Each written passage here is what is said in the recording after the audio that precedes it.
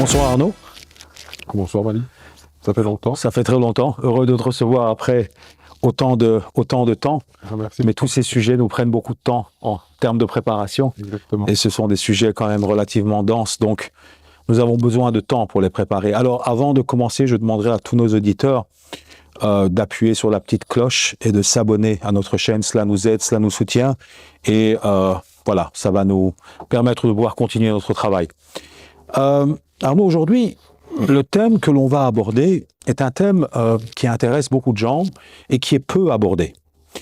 C'est le thème du malaise ressenti par les partenaires d'évitants lorsqu'ils sont en relation avec les évitants.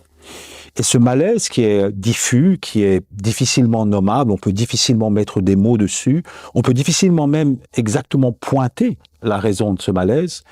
J'aimerais d'abord que tu nous en parles et, selon toi, d'où vient ce malaise ?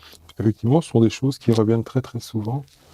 L'impression finalement que l'autre nous aime pas vraiment ou nous aime d'une manière particulière. Et que ça crée souvent un gap, après un écart après lequel les partenaires essayent souvent de combler d'une certaine manière. Hein. Et je pense que ça, c'est quelque chose de... C'est un peu le dénominateur commun qu'on voit dans beaucoup de relations entre personnes évitantes et partenaires sécures ou anxieux d'ailleurs. Et donc, effectivement, il y a quelque chose de cet ordre-là qui revient très très souvent. Tu as ça beaucoup en thérapie ?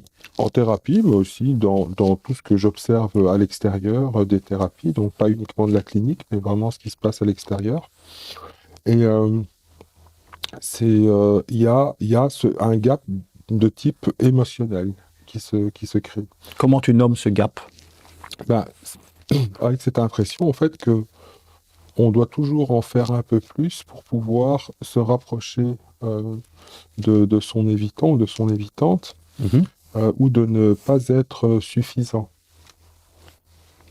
Et ça, c'est des choses qui reviennent très très souvent du côté des partenaires de personnes évitantes.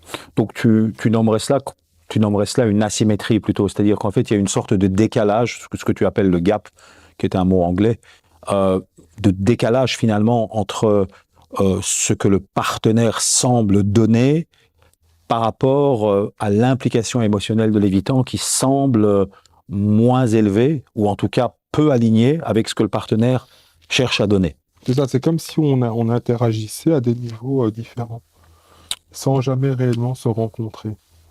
Donc ça, c'est quelque chose qui revient très souvent. D'accord.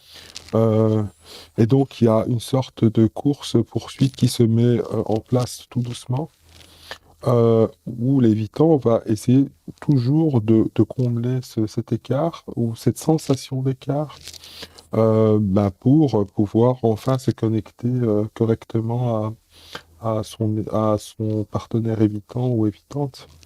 Et donc ça, c'est quelque chose qui revient souvent. Voilà. Alors, à partir de ça, on ne peut pas faire l'économie de parler...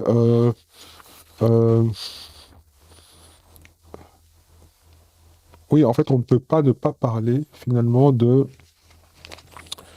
ce qu'est la relation et de ce qu'est un lien. D'accord. C'est extrêmement important pour... Tu en avais déjà parlé, il me semble, oui, dans l'entrevue avec Naï, dans les premières entrevues, donc la distinction entre lien et relation. Vas-y, explique-nous un tout petit peu cela. Donc, le lien n'implique pas forcément une dimension, un engagement émotionnel, alors que la relation, oui. Voilà. D'accord. Pour faire très simple. Ok. Néanmoins, il faut pouvoir revenir, et j'aime bien le faire, revenir à l'enfance, à la manière dont on a aimé pour la première fois en tant qu'enfant, puisque tout se construit à partir de là. Et il est vrai que pour l'évitant, très rapidement, il n'invente pas un lien amoureux lorsqu'il est en âge d'être dans une relation amoureuse. En fait, ça se construit déjà très très précocement. Et ça commence par le fait d'être en lien ou en relation avec ses parents. D'accord. Voilà, ce sont les premières figures d'attachement avec lesquelles on a un lien d'amour, évidemment platonique, hein, mais un véritable lien d'amour. Et donc, on observe déjà pour la personne à l'attachement évitant, en fait, qu'il n'est pas réellement en relation avec ses parents, mais qu'il est plutôt en lien avec ses parents. Ça commence déjà très jeune. Et alors, comment est-ce qu'on peut dire qu'il est en lien et pas en relation?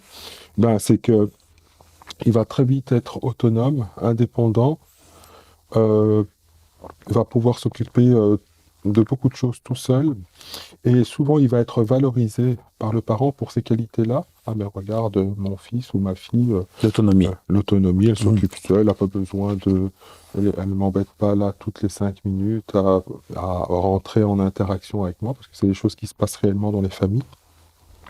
Et donc, en fait, ils sont, on va dire, indépendants. Mais quand on dit indépendant, en réalité, on devrait parler d'indépendance émotionnelle. Donc, en gros, si je m'occupe de moi très rapidement et que je suis, par la suite, j'adopte des comportements, on va dire, qui sont des comportements qui plaisent aux parents, ça veut dire d'une certaine manière, ne m'embêtez pas.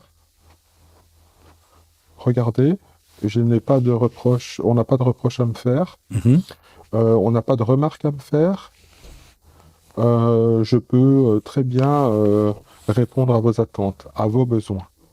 Vous avez un enfant calme, gentil, correct, etc., etc., qui plus est, qui va réussir à l'école très bien, qui va bien travailler en général. Et en fait, là, on a quelque chose qui s'installe qui est finalement un amour conditionnel qui se met en place pour l'évitant vis-à-vis de ses parents. En fait, mes parents m'aiment à condition que je sois l'enfant modèle.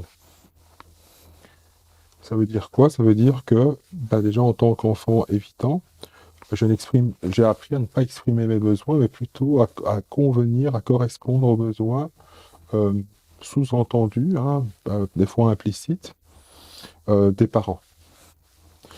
Mais en même temps, c'est une manière de me protéger, puisque me retrouver face à un parent qui potentiellement pourrait m'activer, c'est presque pas tenable pour moi émotionnellement en tant qu'évitant.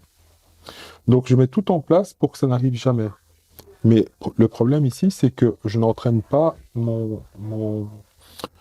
appareil émotionnel, je vais utiliser appareil émotionnel, et donc en fait je ne le confronte pas. Un enfant, il grandit avec de la frustration, il doit apprendre à gérer la frustration, il doit apprendre à gérer le non, il doit apprendre à gérer le conflit. Mais pour l'évitant, en tout cas le craintif, hein, parce que ici je parle beaucoup plus du craintif que du dédaigneux. Le dédaigneux, c'est encore un truc particulier, mais c'est plus le craintif ici. C'est qu'il grandit dans une famille où tout semble correct d'un point de vue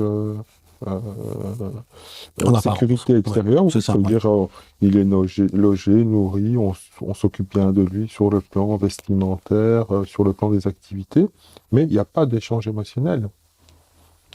Donc l'enfant sent déjà en fait que émotionnellement il n'y a pas d'échange qu'il peut avoir, des échanges qui ne vont pas le mettre dans une situation compliquée sur le plan émotionnel. Donc voilà comment ce qu'il apprend tout doucement à taire ses besoins, à vivre pour satisfaire ceux des autres, et surtout à ne jamais s'entraîner, à jamais entraîner l'appareil émotionnel. Le problème ici, c'est que si on ne passe pas par la frustration, si on ne passe pas par le conflit, si on ne passe pas par l'expression de ses besoins, donc ça veut dire le fait potentiellement de ne pas être d'accord avec nos parents, eh bien ça veut dire qu'on postpose cette dimension-là à un âge adulte où on se retrouvera avec le même appareil émotionnel, je dirais ici atrophié, vraiment j'utilise le terme atrophié pour dire en fait qu'il n'a pas été utilisé correctement. Ça fera partie de la deuxième partie de l'émission, ce qu'on appelle l'âge émotionnel en fait de l'évitant. Mais je pense que ce que tu es en train de décrire va aussi évidemment avoir un impact sur la formation de l'identité de l'évitant. C'est-à-dire en fait... Sur la formation de l'identité, mais ici c'est important de comprendre que quand on parle de malaise, et c'est mon propos, c'est celui-ci, c'est que il est en lien avec ses parents, il fait tout ce qu'il doit faire, hein, donc il preste les services déjà qu'il faut prester. Et puis on s'étonne qu'en relation amoureuse, il soit un peu... qui ne fonctionne pas d'une manière classique sur le plan relationnel. Mais en fait, ce qu'il va faire, c'est simplement, mais même sans s'en rendre compte, pour lui, c'est ça une relation. Il est avec les parents, il fait ce qu'on lui demande de faire, il reste à distance, il ne parle pas de ses besoins, il n'exprime pas ses besoins, et il fait tout pour pas activer ses parents. Eh ben, il fera exactement la même chose avec son partenaire plus tard. C'est ça. Donc en fait, toi, tu pointes et tu mets le curseur de ce malaise essentiellement dans l'asymétrie émotionnelle, c'est-à-dire dans l'engagement émotionnel des partenaires qui, chez les autres styles d'attachement, en l'occurrence le sécure et l'anxieux, est le cours naturel de la relation. C'est-à-dire qu'en fait, chez l'anxieux et le sécure, bon, à partir du moment où on se met d'accord pour être dans une relation dans le sens plein du terme, évidemment, je ne parle pas ici des autres cadres relationnels décidés qui peuvent être différents, mais dans une relation dans le sens plein du terme, le cours naturel de la relation, c'est l'attachement et l'engagement émotionnel, là où, chez l'évitant, justement, il va mettre un frein à cet engagement émotionnel. Et comme c'est très difficile de le nommer parce que c'est relativement diffus et ça se met en place d'une manière, on va dire, ça se met en place avec le temps, le partenaire ressent qu'il y a un souci mais n'arrive pas à le nommer. Oui, parce qu'en fait, c'est sa manière d'être en relation. C'est ça. Et évidemment, pour tous ceux qui sont dans une relation engagée, hein, si je prends maintenant l'exemple de l'enfant qui est plutôt anxieux, ben, il est tout le temps en contact avec les parents, il va se disputer, il va pas être content, il va s'exprimer si on lui dit non, il va pleurer, il se roule par terre, etc., etc. Donc, quelque part, il exprime ses besoins, souvent, enfin, je veux dire, comme un enfant, hein, des fois, très compliqué d'accepter un non.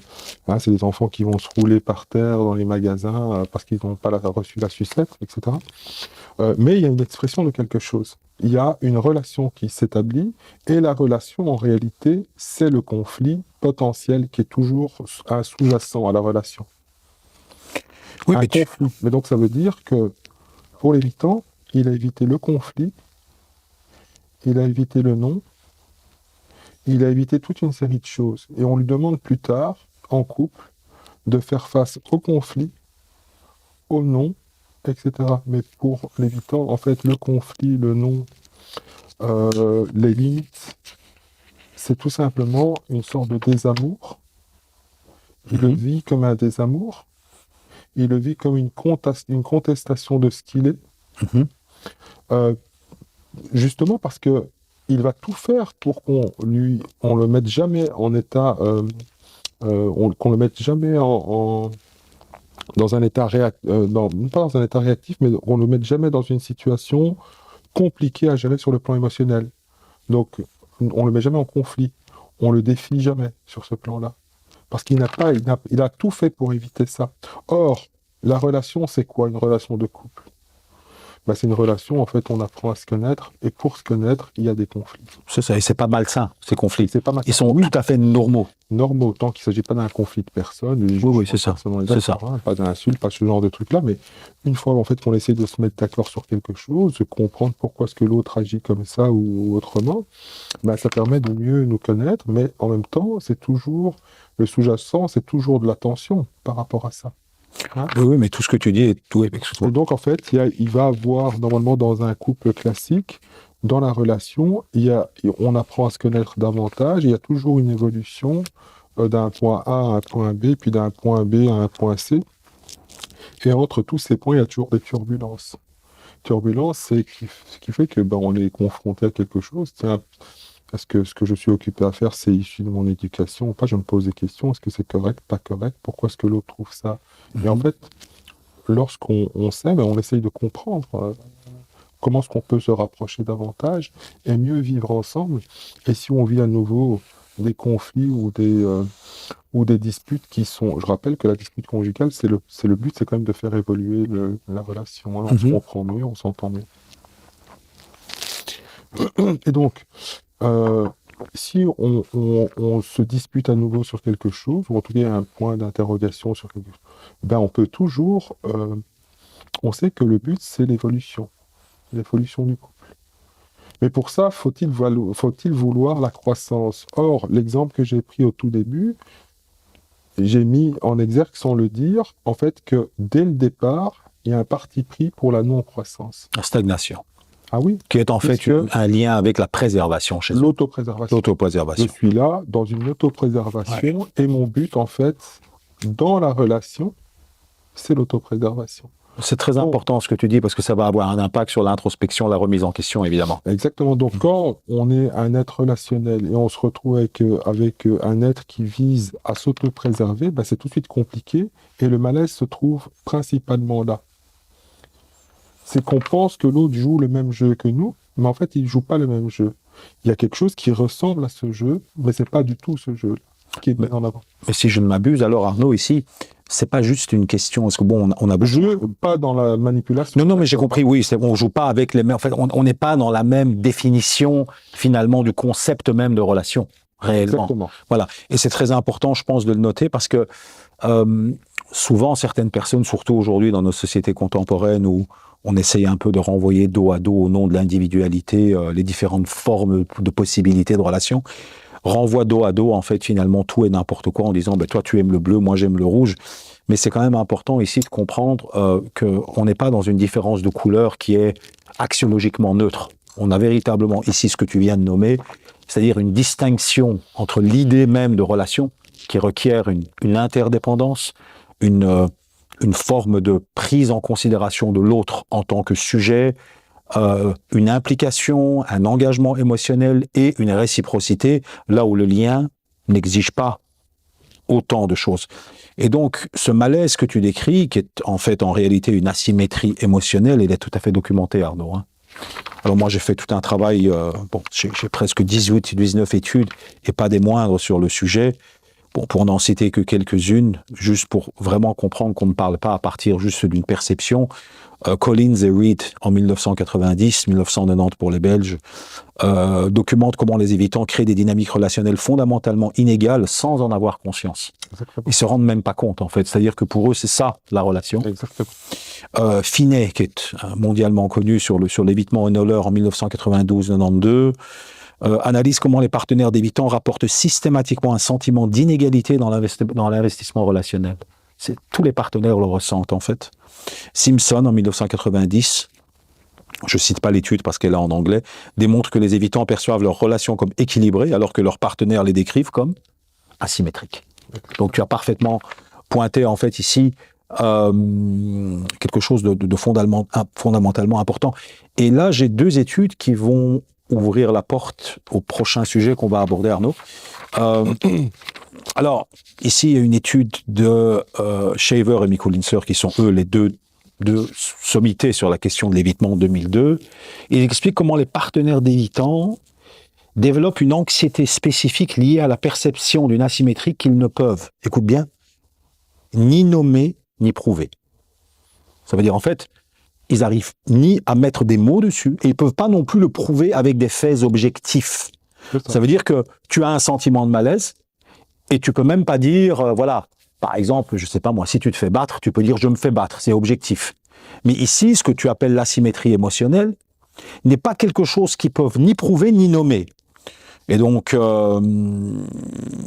Cassidy et Berlin, en 1994, analysent comment les partenaires acceptent, et c'est important parce que ça va nous mener à la prochaine partie de la discussion, progressivement des conditions relationnelles qu'ils rejetteraient normalement.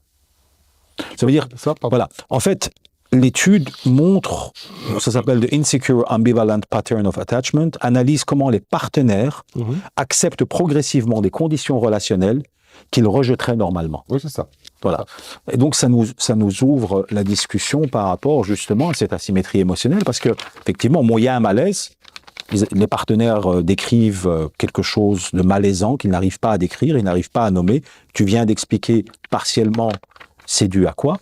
Mais explique-nous le process et on va dire les différentes étapes qui mènent finalement des partenaires, même sécures d'ailleurs, à se retrouver dans des asymétries émotionnelles.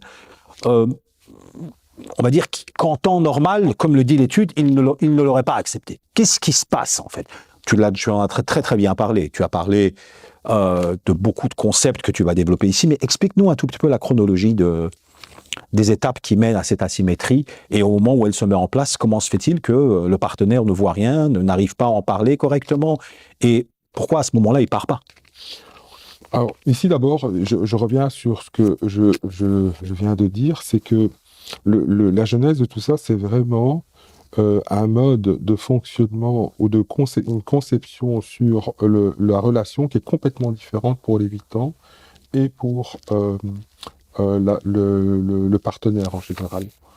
On ne grandit pas de la même manière et ça, c'est déjà une asymétrie de base. En fait, ça n'apparaît pas tel quel avec les parents, mais parce qu'en fait, les parents n'ont pas le même rôle que l'amoureux ou l'amoureuse plus tard, le partenaire amoureux plus tard.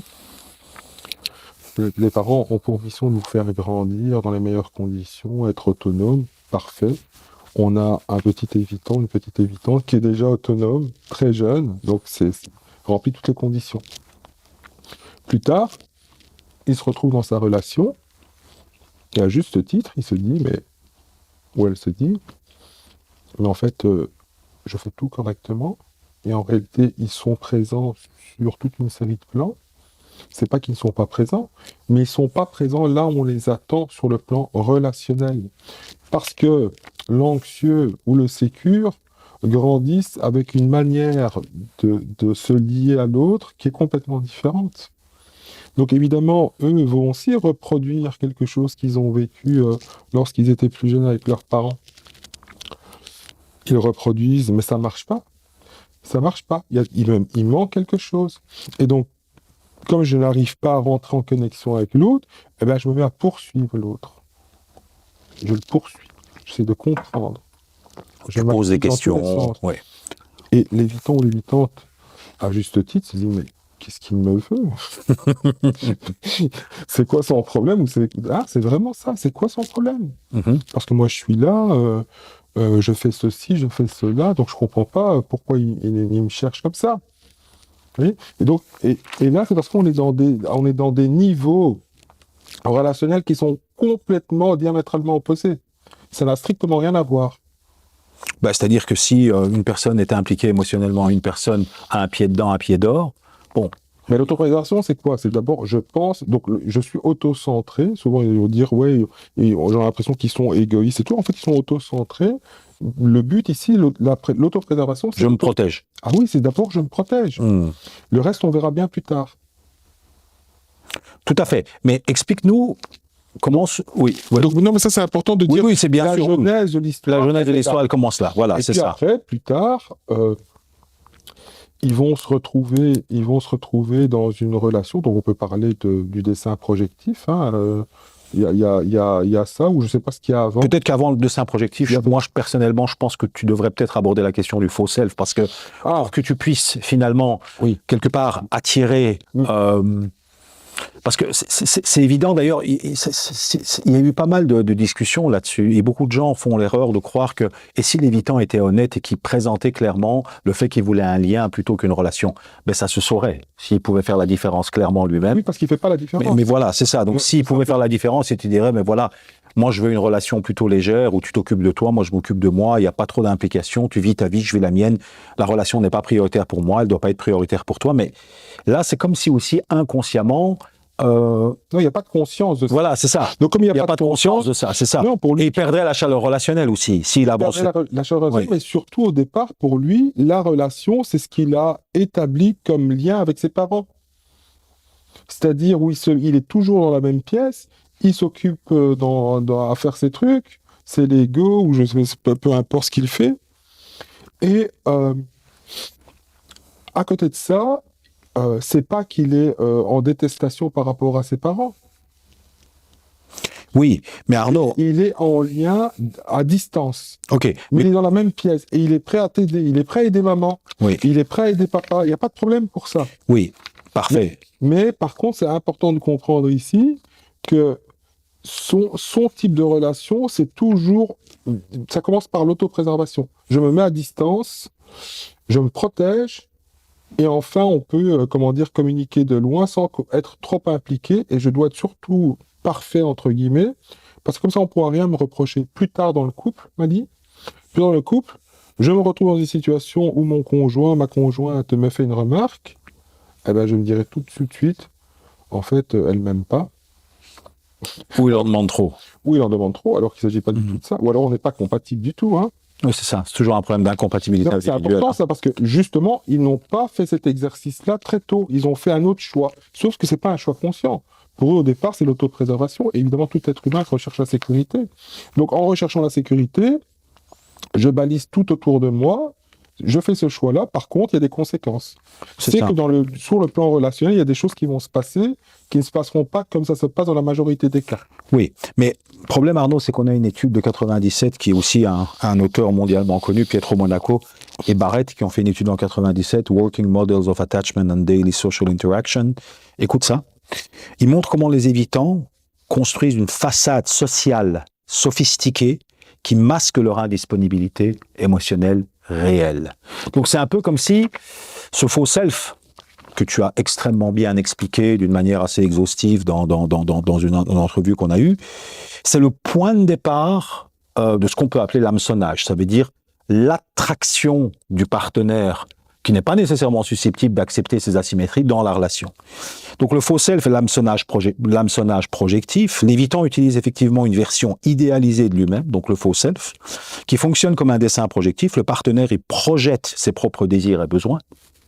Cette asymétrie est invisible pour l'évitant car pour lui, c'est le partenaire qui se trompe sur ce qu'il est, pas lui qui représente une façade trompeuse.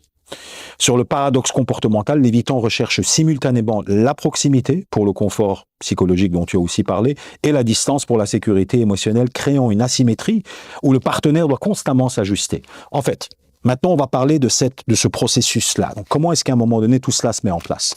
Il y a un faux self, donc ça veut dire une image de soi qui est idéalisée, qui justement ne montre pas qu'elle n'est pas disponible émotionnellement.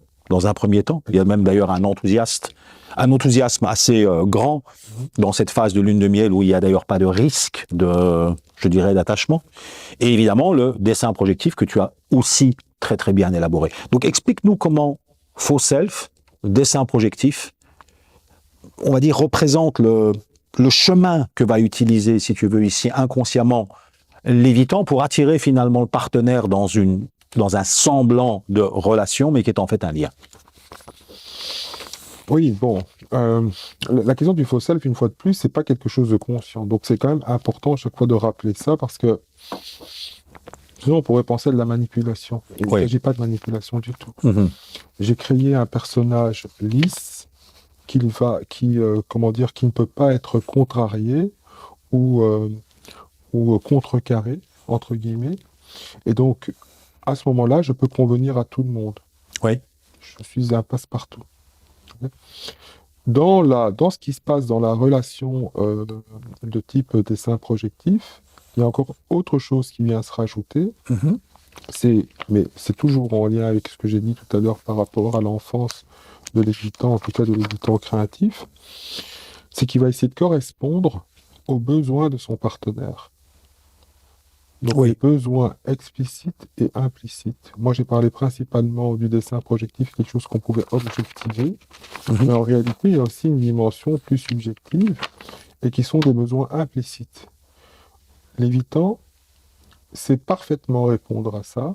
Pourquoi? Parce qu'il s'est déjà entraîné à ça, plus petit. Mm-hmm. C'est ça. Hein, il sait que... Donc c'est un peu comme s'il scannait le partenaire et il regarde un peu qu'est-ce que le partenaire désire, veut. Oui, mais il le fait naturellement. C'est ça. Une fois de plus, c'est pour ça que je dis c'est pas de la manipulation. Oui. Avec ses parents, c'est la même chose. C'est plutôt une stratégie pour que tout se passe bien. Au départ, c'est une stratégie pour que les choses se passent bien. Mm-hmm. Comme j'ai pas envie d'être confronté, comme j'ai pas envie d'être contrecarré, comme j'ai pas envie d'être frustré, comme j'ai pas envie de recevoir un non étant un rejet, et que émotionnellement je veux mal vivre ça, eh ben je me prépare pour pouvoir être le mieux préparé pour ne jamais subir cela. Donc, quand je suis avec mon partenaire amoureux plus tard, qu'est-ce qui se passe? Eh ben, je suis tout à fait capable de reproduire exactement la même chose.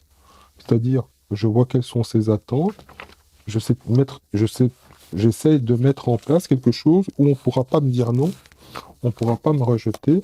Pourquoi? Parce que je vais parfaitement correspondre à ce que tu veux, comme c'était le cas pour les parents de Lévitan ou les personnes d'attachement de Lévitan lorsqu'il était petit, s'il n'avait pas de parents. Ok, cette phase dont tu parles, elle se met en place pendant la phase, ce qu'on appelle la phase de lune de miel. Combien de temps elle dure environ, en moyenne, selon toi? Alors ça dépend parce qu'il y a des gens qui vont découvrir leur évitement très très tard, et il y en a qui n'ont même pas conscience, c'est un peu comme le claustrophobe. Ah, il faut qu'il passe une fois, il se fait opérer, ou alors on le fait passer dans un IRM, dans une machine IRM, et, et puis là il se rend compte, il est bloqué, et donc il commence à stresser, mais il n'était pas du tout conscient qu'il était claustro. En fait, c'est l'expérience qui va le révéler en quelque sorte. Ok. Pour l'évitant, c'est la même chose. Il y a des évitants, en fait, ils ne sont pas du tout au courant. Ça peut plus ou moins bien se passer parce qu'ils ont le partenaire qui ne les active pas, c'est-à-dire qu'ils les laissent tranquilles là où ils sont en lien. Et puis, l'évitant ne se connaissant pas, comment dire, tente des choses. Et puis, au bout d'un moment, il se sent oppressé. Là, il est activé pour une raison ou pour une autre. Ça y est, il vient de découvrir quelque chose qui ne va pas. Mais disons que ce que tu es en train de décrire, c'est plutôt, on peut appeler cela, le passage, je dirais, de la phase de lune de miel au dur. Ça veut dire le passage de la lune de miel à la réalité de la relation, où justement le partenaire commence petit à petit à déployer un certain nombre de demandes qui sont le reflet de ce qui a été convenu implicitement ou explicitement entre les deux parties, c'est ça? Oui, en fait, ta question, c'est quand est-ce que ça peut... En général, cette phase de lune de miel, on la décrit 3 mois, 6 mois, 1 an, ça dépend. En fait, tout dépend du type d'engagement du partenaire de l'évitant. S'il arrive avec son dessin projectif et il dit alors c'est quand qu'on met ça en place, une fois, 2 fois, 3 fois, ça dépend quand il le fera. S'il ne le fait pas pendant 3 ans, en fait, l'autre ne sera pas activé. Mais là, on est dans un lien alors. Alors là, c'est particulier parce que, évidemment, que l'autre est toujours dans une autopréservation, mais en même temps, il n'est pas activé. Donc, il a toujours cette dimension enthousiasmante qui lui permet d'être toujours, quand même, répondre à une certaine forme de chaleur. C'est ça, oui. Mais une fois qu'il est poursuivi avec des attentes, alors à ce moment-là, c'est l'oppression et c'est la prise de distance. Je dois reprendre le contrôle et mon indépendance émotionnelle. Je dois reprendre le contrôle sur moi-même et sur mes émotions. Donc je me remets tout de suite à distance. Okay? Oui. Donc là, c'est là que ça bloque. Mais donc, 3 mois, 6 mois, c'est pas vraiment la date. C'est à quel moment ça s'active, en fait, exactement. C'est à quel moment l'autre essaye de poursuivre, parce que c'est ce qui se passe en général. Hein. C'est ça. On attend, et c'est normal qu'en relation, on attende des choses, on attend une responsabilité, on attend certaines choses. C'est-à-dire qu'en fait, à un moment donné, à partir du moment où on est dans une relation, et c'est quand même important de le rappeler, c'est-à-dire une relation basée sur l'interdépendance, ça veut dire que voilà, si la relation, on va dire, a un côté exclusif, par exemple, qu'on le veuille ou non, un certain nombre des besoins affectifs, intimes, communicationnels, autres, se mettent dans les mains de notre partenaire, sinon on ne serait pas avec lui. Oui, tu vois, sauf que si on revient toujours à cet enfant évitant, et qu'on transpose ce que tu viens de dire à son état d'enfant, on se rend compte de quoi? C'est qu'on lui a rien demandé à cet enfant. Oui. Il a fait par lui-même, il a pressenti ce qu'il devait faire pour pouvoir toujours rester en lien. Donc là, on est face, donc les parents ne l'ont pas oppressé par rapport à ça. C'est ça. déjà parfait comme ça. Lui, il s'attend à ce qu'on puisse reconnaître cette perfection-là lorsqu'il rentrera en relation. C'est ça son attente.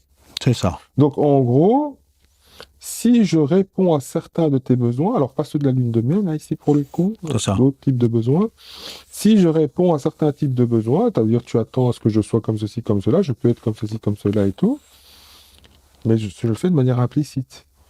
Si tu me demandes maintenant et que tu m'oppresses et que tu me pousses à aller vers des réponses très claires, concises sur un type de besoin en particulier, là, tout de suite, tu me mets dans une situation dans laquelle je n'ai pas été avec mes parents, et c'est surtout celle que j'ai évitée, des situations dans lesquelles j'ai évité de me retrouver avec mes propres parents. C'est-à-dire, je ne voulais pas me retrouver en confrontation, je ne voulais pas me retrouver en conflit. Donc, cet appareil émotionnel, mais il s'est un peu atrophié. Et la seule visée, c'est quoi? C'est la stagnation, le confort, c'est-à-dire, je dois me retrouver dans une situation confortable, et la non-croissance. C'est vraiment ça. Oui. C'est ce qui caractérise, en fait, son rapport à ses parents durant son enfance. Donc le process, c'est ça. C'est qu'il n'y a pas une croissance. Je bloque sur quelque chose, j'essaie de répondre au mieux à ce que je pense devoir être pour eux, à leurs besoins à eux, pas les miens, les leurs. Et ensuite, je prends tout ça, ce monobloc immobile, et je le prends avec moi toute ma vie. C'est ce que je veux proposer à mon partenaire après la lune de miel, ici. Mm-hmm. La lune de miel, c'est exactement ce que je veux proposer. Je suis là. Comment dire, tu dois pas trop m'activer. Je vais faire certaines choses. Mm-hmm. Et ces choses-là, j'aimerais bien que tu puisses les reconnaître. Parce qu'en réalité, Lévitan fait plein de choses. Il fait plein de choses tout autour. Mm-hmm. Le problème, c'est quoi? C'est que le partenaire, c'est pas ce qu'il veut. C'est pas ce qu'il recherche. Le partenaire, il veut rentrer en relation, en proximité. Et c'est surtout ce que ne veut pas faire, la situation dans laquelle il ne veut pas se retrouver Lévitan. C'est ça. Mais donc, pour en revenir en fait à ce processus... Je te mets de loin. C'est ça, il te met à distance à ce moment-là, et plus tu insistes, plus tu l'actives, en fait ça devient un cercle vicieux, plus tu l'actives, plus il a besoin de contrôler la dynamique relationnelle. Et surtout, il associe ça au désamour. C'est donc ça. En fait, tu ne m'aimes pas. Comment dire, c'est comme ça qu'il vit les choses. Mm-hmm. Si tu lui fais une remarque, c'est que tu l'aimes pas. Si vous avez des discussions qui permettent de faire évoluer soit l'un et l'autre comme personne ou même le couple, Mm-hmm. c'est pas envisageable. Donc tout ça, c'est pour Lévitan, ça représente de véritables dangers. Parce que lui a misé sur la stagnation, la non-croissance. Pour lui, c'est ça la stabilité. Donc Oui. tu m'aimes, je t'aime, c'est bien, eh ben, on sera les mêmes dans 40 ans. Il n'y aura aucune évolution par rapport à ça.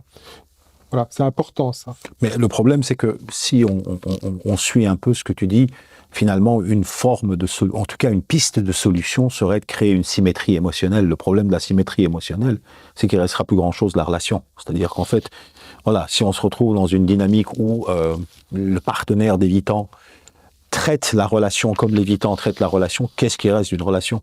D'ailleurs, c'est la question qu'on peut poser quand deux Évitants se mettent ensemble dans une interaction. On voit que c'est pas vraiment une relation, c'est deux rails de train qui voyagent ensemble en cohabitant, mais en n'étant jamais ensemble. En fait, le gros problème, c'est qu'est-ce que tu veux dire par là? Que finalement, ici, le partenaire, on lui impose une forme d'asymétrie qui est inconsciente, et soit il l'accepte, soit il proteste et il active l'Évitant, mais en fait, il n'y a pas de solution tant qu'on ne discute pas des racines du problème. C'est ça que tu veux dire? Exactement. Ok, c'est important ce que tu viens de dire. Bon, alors, on a parlé du faux self, donc en fait, on est obligé de se présenter, parce que bon, l'Évitant ne se présente pas comme quelqu'un, comme on l'a montré, d'émotionnellement indisponible. Et il ne présente pas du tout non plus, parce qu'il ne le sait pas, le fait que finalement, ce qu'il arrangerait au fond, c'est une forme de lien qui est pas trop contraignant, où il n'y a pas d'obligation, où il n'y a pas nécessairement de devoir, où ça ne doit pas être trop lourd,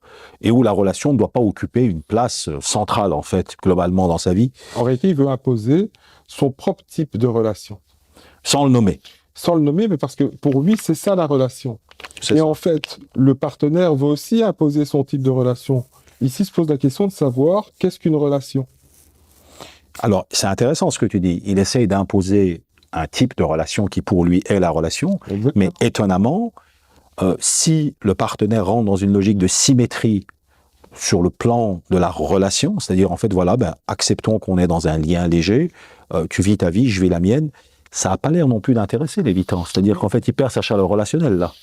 Alors, c'est très juste, mais il faut rajouter quelque chose. Le rapport que l'Évitant a à ses parents, il voit bien qu'il y a aussi une asymétrie. Oui.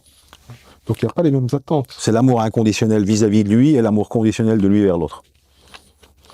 Alors, là, donc, effectivement, l'évitant se retrouve de fait dans un amour inconditionnel de lui envers ses parents.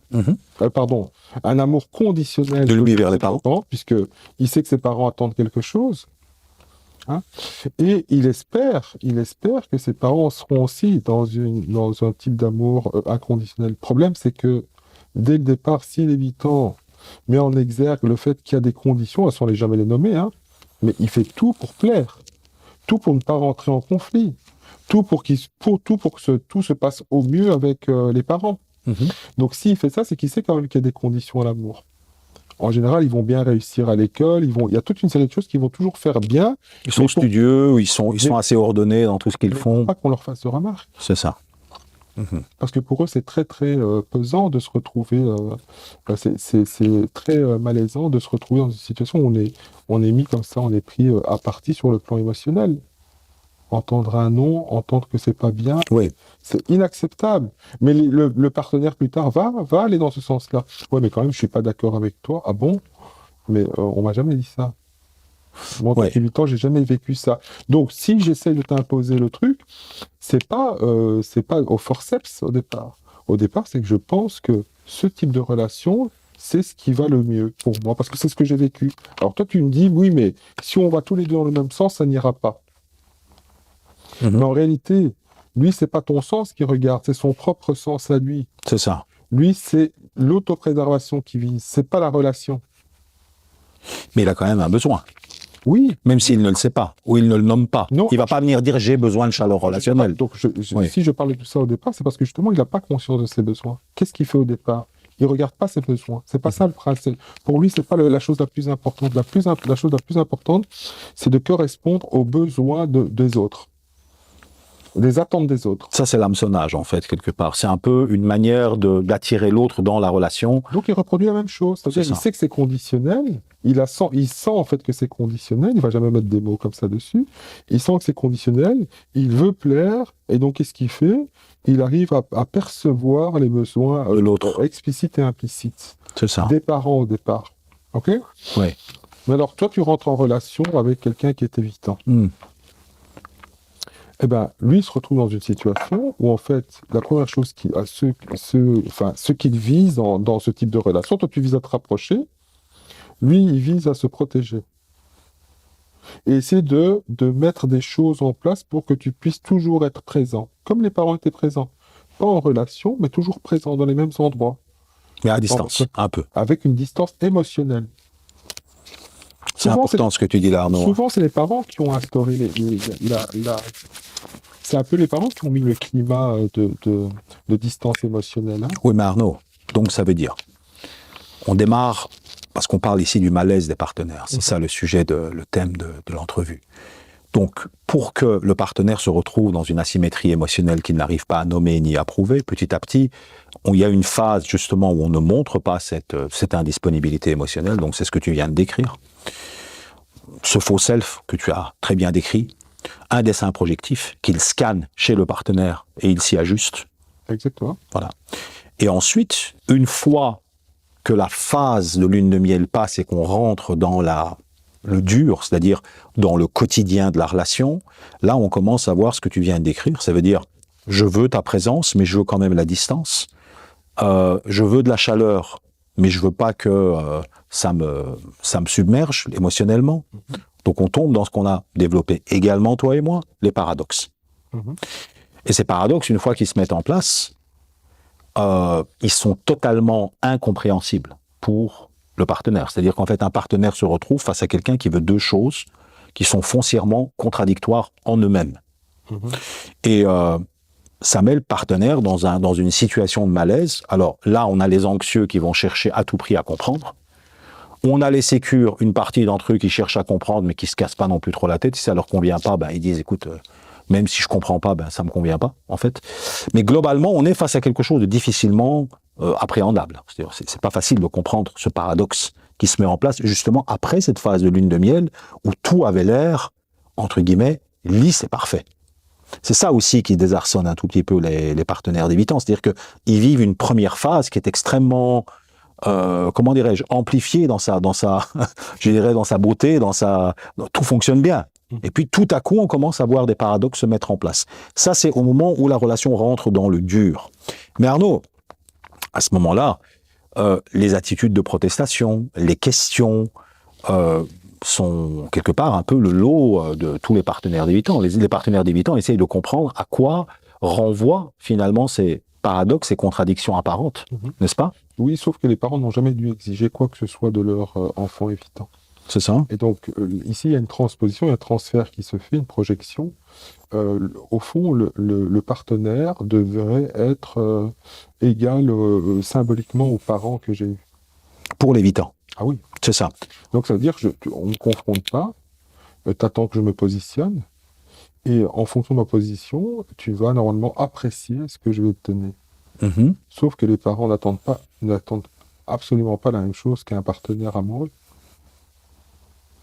C'est pas le même objectif, c'est pas le même but. Un parent essaie de faire en sorte que ses enfants puissent grandir le mieux possible sur tous les plans, mais la croissance où j'attends rien de toi si ce n'est que de te comporter correctement, que tu puisses réussir dans ta vie, etc., etc. Des choses très très basiques comme ça. Mais bon, enfin, voilà. Ça, je parle pour les choses basiques. Évidemment, d'autres parents peuvent attendre d'autres choses. Mais donc, quand je me retrouve avec mon partenaire, en tant qu'évitant, eh ben, je transpose exactement la même chose. Au fond, mon partenaire idéal, enfin, on l'a déjà fait, mais on sait que c'est le peintre, on connaît raison, mais le partenaire idéal ici, c'est celui en même temps qui ne m'impose rien, puisqu'il peut me faire confiance, je pourrais me repositionner en fonction de certaines choses que je vois chez toi. Mais il faut me donner le temps de le faire. Oui. Okay, sauf qu'en fait, il n'y a pas le temps. Le partenaire est de plus en plus, ne comprend absolument pas. Donc, ça va le pousser à aller toujours faire du rentre-dedans de plus en plus.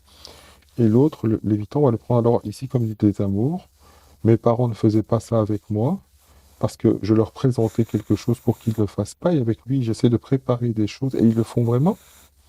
Mais ils ne répondent pas, en fait, à tes besoins. Ils répondent à quelque chose qu'ils perçoivent chez toi, qu'ils peuvent te donner. Mais il y a un problème, Arnaud. En fait, on a un petit problème et j'aimerais qu'on en discute. Oui.